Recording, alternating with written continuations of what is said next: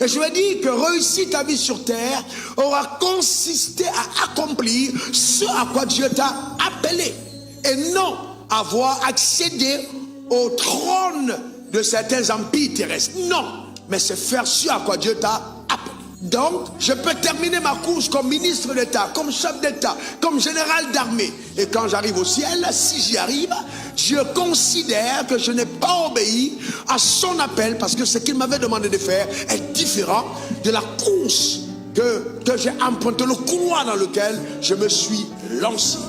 Il est donc fondamental de découvrir par révélation le couloir de sa destinée.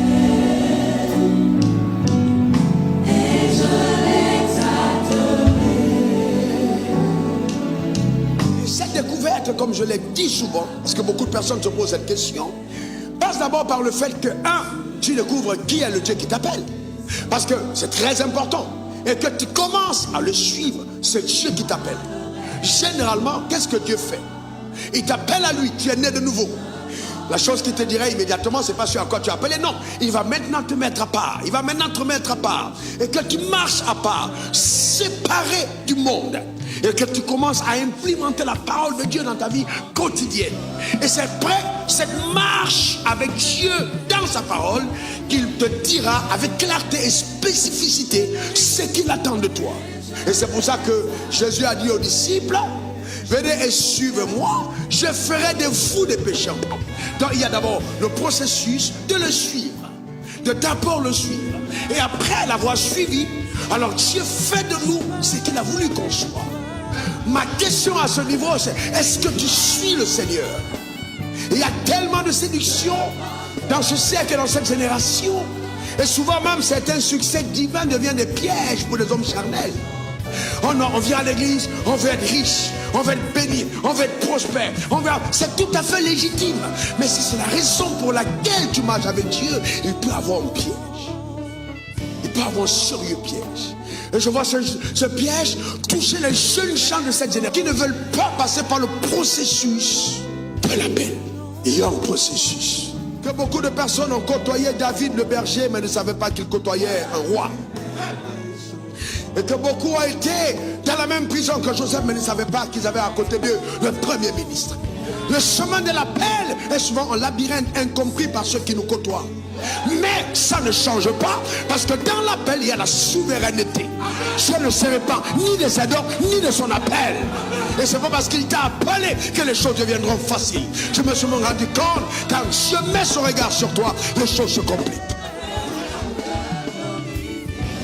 De la connaissance de Dieu devient fondamentale.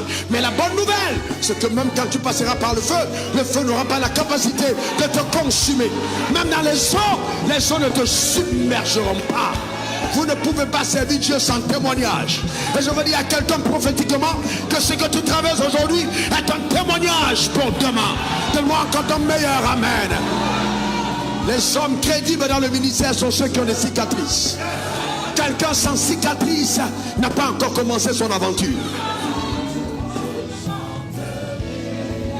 C'est pour ça qu'il faut faire attention aux leaders qui n'ont pas de cicatrices. Soit c'est Photoshop, soit ils ne sont pas encore mûrs.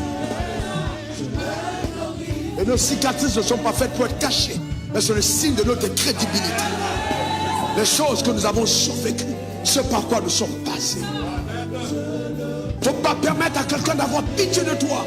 Parce que dans le processus de ton appel, il arrivera des nuits où tu vas pleurer. Mais ces pleurs sont indispensables pour accomplir ce à quoi Dieu t'a appelé. La seule robe que tu as portée pendant 2 mois, alors que toutes tes copines changeaient de robe tous les jours, ce n'est pas une insulte. C'est la fin du parcours qui compte. Je ne t'a pas oublié. Est-ce que quelqu'un comprend? Je ne t'a pas oublié. Souvent, Dieu te laisse avec cette seule robe pour voir jusqu'où tu es prête à porter le propre pour son nom. Jusqu'où tu es prête à ne pas te compromettre parce que tu sais que le souverain t'a appelé. Nous sommes dans le monde, mais nous ne sommes pas du monde. Je vous parle d'une aventure mystérieuse avec un caractère prophétique où toutes les choses qui arrivent dans ta vie sont arrêtées d'avance. Rien n'est au hasard. Au lit d'hôpital, quand cette femme brave qui est ma mère me portait, que nous fûmes 15 nés la même période à l'hôpital, mon père a dit à ma mère: partant en mission, que si cet enfant reste mourir, ne m'attendez pas pour l'enterrer. Sa mère est venue dire, portons-le qu'il aille mourir à la maison. Mais c'était sans compter sur la souveraineté, amen, de la destinée prophétique. Personne n'est au hasard. Personne n'est au hasard. Personne. Cette brave femme a dit, mon enfant vivra. Elle ne parlait pas en langue, elle n'était pas née de nouveau. Elle ne savait même pas ce que c'est que la véritable prière. Mais elle a regardé son enfant, elle a dit, je crois qu'il vivra. D'où lui venait cette force surnaturelle? D'où lui venait cette conviction profonde? C'est Dieu à l'appel qui m'était adressé. Est-ce que quelqu'un comprend de quoi je parle? Je suis venu t'annoncer un message qui va remettre en place certaines choses dans le puzzle de ta destinée et réorienter ta vie. Donne-moi encore ton meilleur amen.